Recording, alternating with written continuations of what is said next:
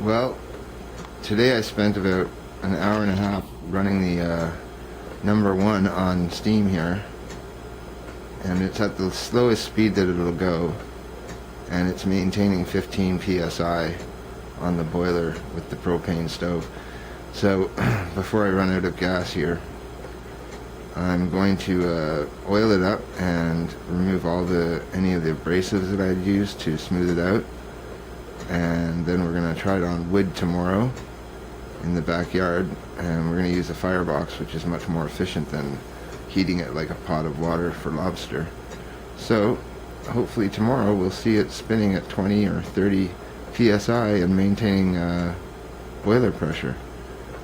Now, for this engine, I think that you'd be required to have probably a 4-gallon to 10-gallon boiler, and the BTUs I haven't worked out, but you would definitely need a good output of fire, so you'd want to have a flue bleed valve probably, as well. Maybe run coal or run a gas burner.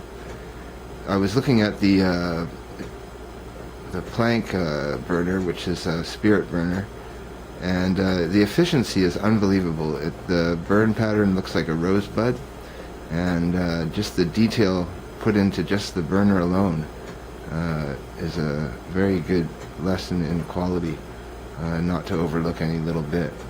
So with my boilers, I'm taking my time, and I want to be sure I don't waste valuable TIG welding time with fire tubes and that kind of thing. So tomorrow or Monday probably we'll be going to look at stainless steel and see what the materials will be to make the vertical boiler that will be just a bit larger than this 10-inch boiler.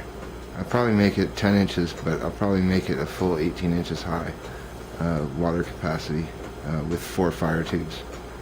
So there you go. The No1 has really come a long way. I'd say about 75% restored.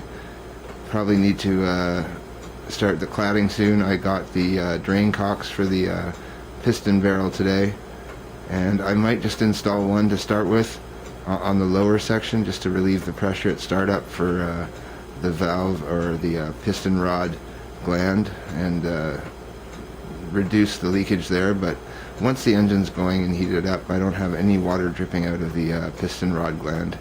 I have a little bit out of the slide rod gland, but these weren't really tightened up after working the engine in, so I think I probably should have to repack both of them now that I've run the engine quite hard for the last 3 or 4 days. So, and it will run on low pressure air, which is nice, so I can have it running away while I go outside and do stuff.